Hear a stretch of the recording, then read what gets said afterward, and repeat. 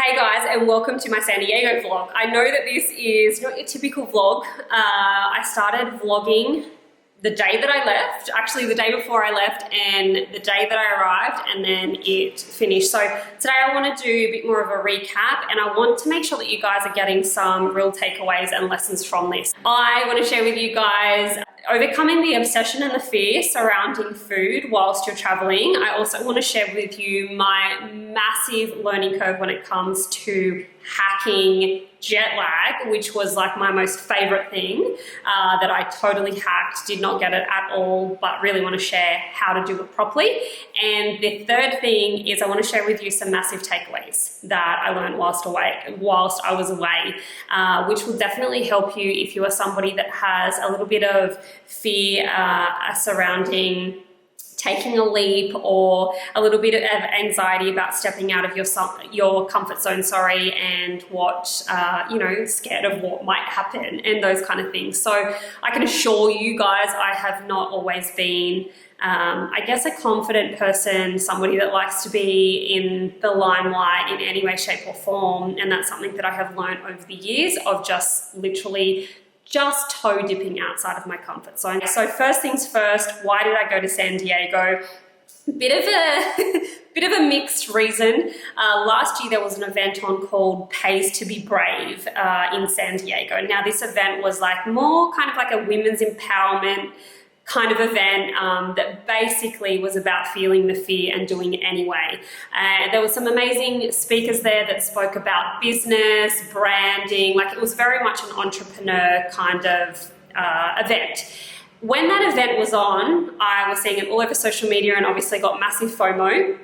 And I came across a girl that had actually gone to the event, and I was chatting to her on Instagram about it, and she was telling me about her amazing experience. One thing led to another, and I actually appeared as a guest on her podcast. And then we just kept talking, we kept staying in touch and spoke on Skype and just actually became friends. And she actually put it to me and said, Ash, why don't you come to next year's Pays to be Brave? And immediately I was like, oh, that sounds like an awesome idea. But subconsciously, I was thinking, yeah, probably not, Even if you're a mum watching this, or maybe you're somebody that is more of a giver, I guess, than a receiver, which is totally me. Lots of things went through my head, like, oh, the money, I feel bad about spending the money. I feel bad about leaving my family behind. What if, like, it's silly, I'm going over there, I don't know anybody, I'm scared of traveling alone. All of these things were just going through my head at the time. And I'm very, very lucky. I have an amazing supporting husband, and I know that a lot of people don't have that.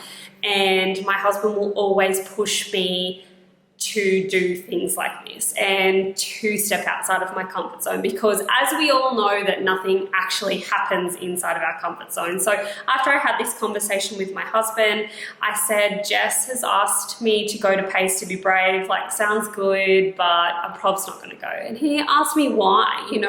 This may be the last opportunity that you get to do this. You may never get this opportunity again. You don't know what's going to happen in the next 12 months, 24 months. Then, like the money mindset came into it, like, what about the money? Like anything could happen. What if we can't afford it? Whatever, like all of these things. And he said, you know what? You've always worked it out. And he's 100% right. A few years ago, I started adopting a mindset of let future Ash worry about that problem rather than worrying about things now, because the thing is, if you look back 12 months, you would have had so many worries. There would have been worrying about, how you're going to do this, or why you could not do that, or whatever it might be. And the reality is, if you look back, you wouldn't actually remember what it was you were worrying about this day 12 months ago. You forget, and it's totally right. Feel the fear and do it anyway. I will work it out. It always works out. And if you've got a vision and you want to do something, you make it work. And sometimes it's about making sacrifices to make other things work, and that's totally okay. So I made the decision to book the flights, and as soon as I did that, it was like a total weight had been lifted off my shoulders.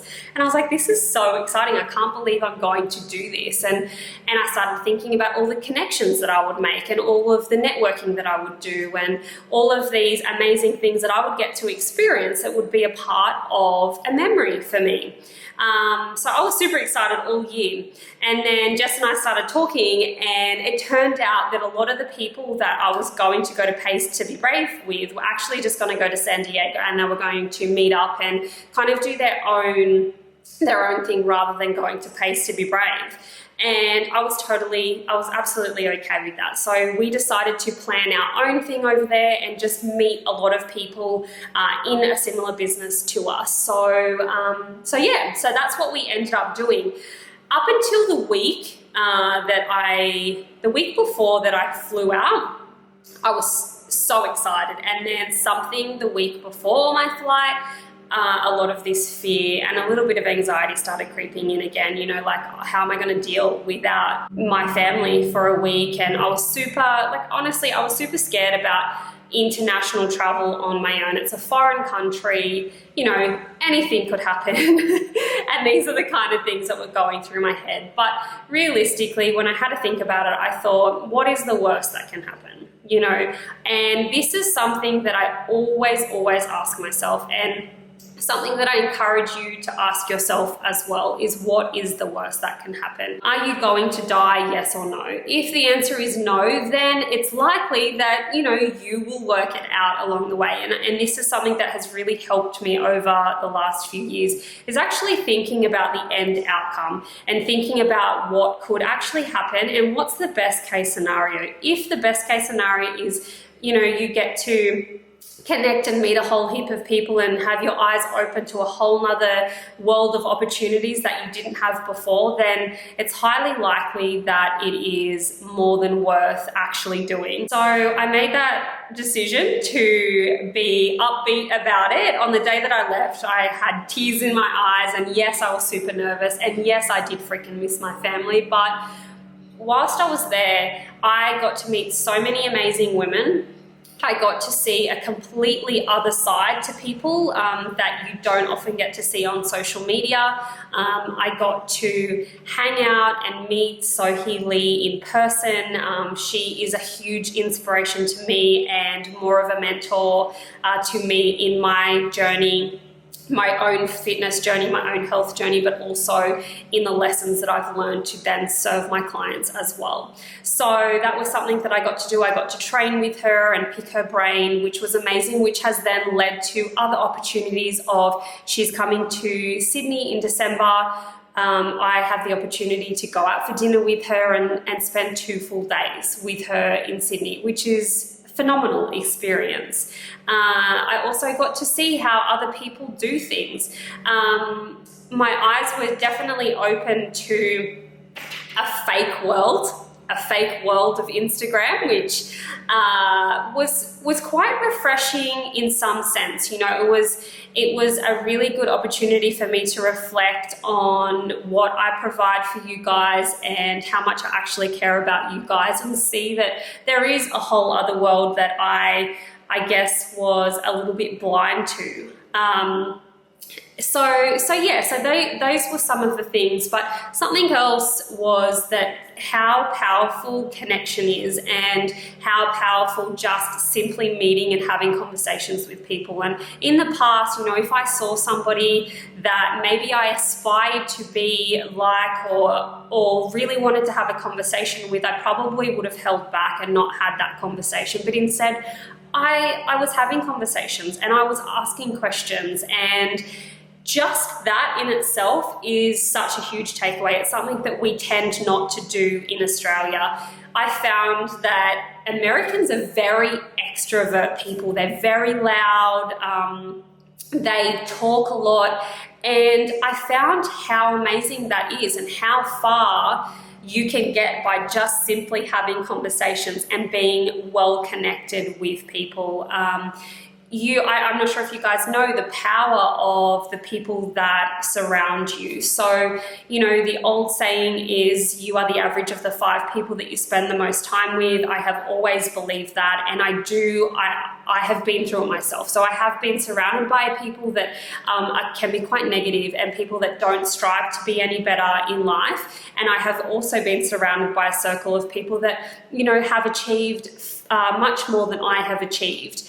And I've got people that are striving to be, you know, where I am. And I love being around that community because it is very uplifting and it is very motivating. It is very, very inspiring to be around people like that to keep you pushing forward. So that was a whole experience in itself over there, and something that I really feel we need to bring to Australia. So that was some of the huge takeaways. Now, when it comes to staying on track when I was away and eating and food, when I go overseas, I always pack snacks. I always pack protein bars. I usually actually pack breakfast and protein powder. This time going to the States, I knew that I had everything accessible to me, and I went shopping the day that we arrived. So once we arrived, I went to the shops and just got some protein bars for snacks, and I ended up getting, you know, a couple of yogurts for breakfast, and I got some granola, and I got some peanut butter, and we actually ended up buying stuff to make lunch at home every day, which if I usually go overseas, most of the time we're eating out or, you know, eating out for lunch and dinner, and usually have breakfast at home or vice versa. So planning as much as you can.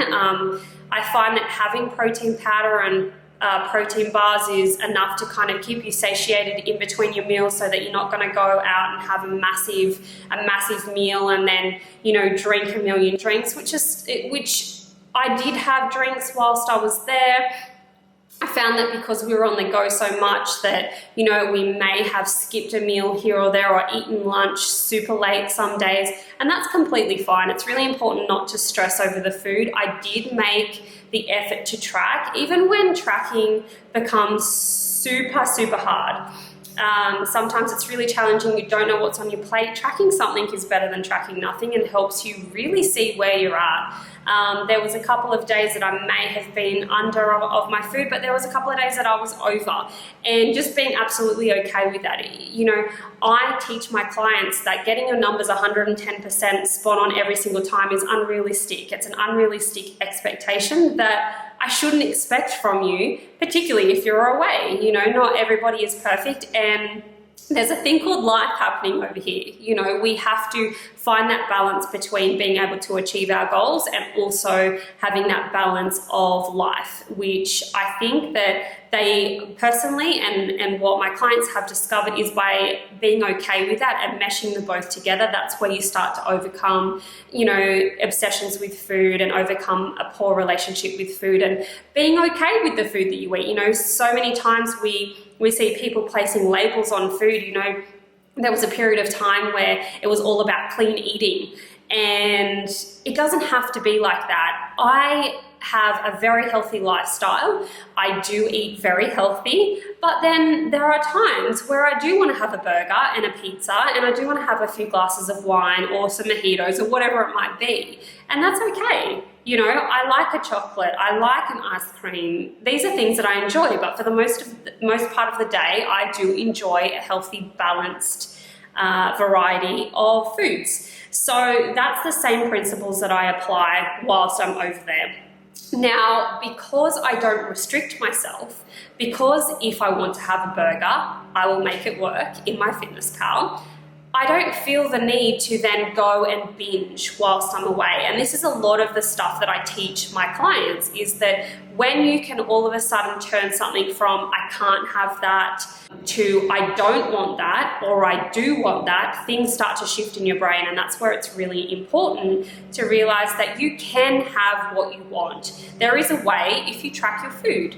You know, this is why I'm a big fan of tracking your food if you have goals to achieve. If you don't have goals to achieve and you're super happy with where you are, then by all means don't track your food. But for those people that really want to even learn an intuitive approach to eating, tracking your food for at least 6 months gives you enough insight to be able to intuitively eat properly afterwards. And I find that, I have clients that may track for 6 months and then not track for a period of time, and then start to see things kind of slip out of line, and then they'll just track to bring themselves back into line. But it's really important not to place restriction on yourself and not to go overboard. Allow yourself to have the stuff that you want to have, but there's no need to go absolutely overboard and just like give me all the food, Like I said, I had burgers, I had alcohol, I had chocolate, I had pizza, I had pretzels, something when I went over there about 10 years ago, my husband and I, actually it was about 8 years ago, we went there for our honeymoon, we had an obsession with cinnamon pretzels. So I went to our favorite place at the time, which was Wetzel's Pretzels, and I got a cinnamon pretzel. And you know what? It actually wasn't that good. Like, I had a quarter of it and threw the rest out. Because I allow myself to have it, I feel like I have no restriction and I feel like it's okay. So that's how I take my approach to eating whilst I'm away. Also, because I have worked so diligently at speeding up my metabolism and being able to eat more food, I felt like I had a plethora of calories to utilize whilst I was away, so I wasn't missing out. And this is a huge aim for all of my clients is I want you eating more. I want you doing the least amount possible to elicit the most amount of change. I train 3 days a week, even though people don't believe me for some reason. Majority of my clients train 3 days a week because it is maintainable, it is sustainable, and it's something that you can do whilst you're away. So that's how I take my approach when I'm on holidays. I feel relaxed, and at the end of the day, guys, what did I say? What's the worst that can happen? I'm not gonna die, okay? Now, what was the other thing I wanted to tell you guys? Jet lag. Jet lag was the other thing that I wanted to tell you guys. So I hacked jet lag. Honestly, I feel like, why is this not spoken about? Whenever I go away, jet lag is like, it always hits me, right? You're waking up at 2 o'clock in the morning and you're ready to start the day and you're like, hang on a minute, like I really should be in bed for like another 5 hours at least. But there is a way to hack it, and my coach taught me this, but in a slightly different way. What you need to do, get your pen and paper out, listen clearly. You might have to rewind and go back forward a few times to really grasp it. Part of it is truly believing that you can hack it and being very disciplined with this approach, okay?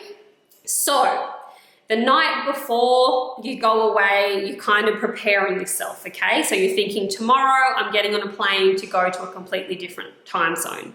That night I went to bed and got up. I actually got up early. I got up at 3 a.m. I only did that because I wanted to make sure that I was tired that day.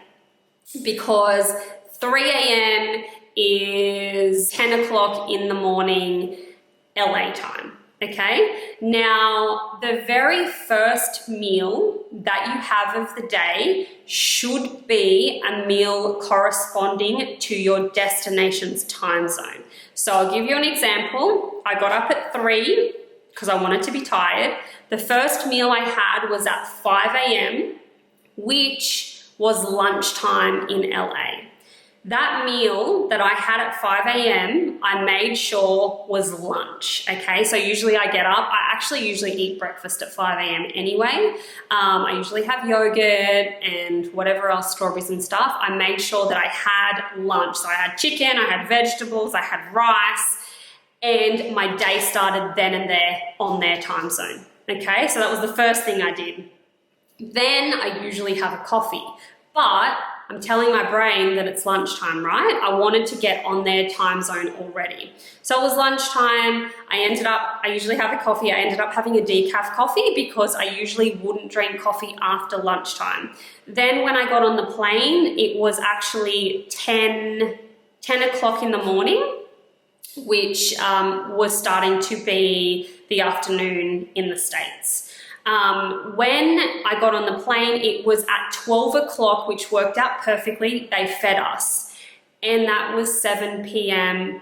LA time. So when they fed us, I was having dinner, and they fed us a dinner meal, okay? So I had dinner at 12 p.m. and I usually go to bed at 9 p.m. So I had already changed my phone to the States time when I got on the plane. So my clock read that it was 7 p.m. even though it was lunchtime.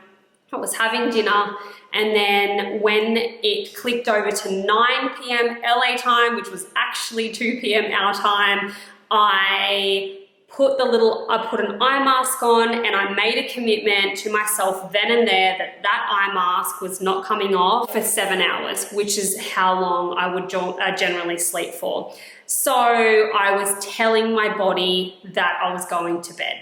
So because I got up early, I was already tired, and having that eye mask on, even though I didn't sleep for the whole time, I just tried my best. I did sleep in and out, and then I actually set an alarm on my phone, so I didn't even look at my phone, and I set my alarm for 4 a.m. LA time, which would give me 7 hours of telling my body I was asleep. And then at 4 a.m. I had breakfast, and then I hit the ground running. That night I stayed up. During the day, we kept very active. One of the tricks is to stay really active and not actually sit down and let your body know that you're kind of tired, but stay outside in the sunshine.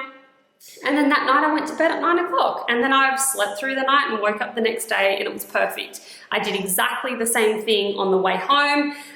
With the same principles, starting eating on the time. I actually ended up having to fast in the morning, the day that I left coming home, because by the time it gets to say 11 o'clock in the States, it's breakfast time over here. So I fasted until 11. I was very hungry at that time, and I had breakfast at that time. And then I did the same thing on the way home.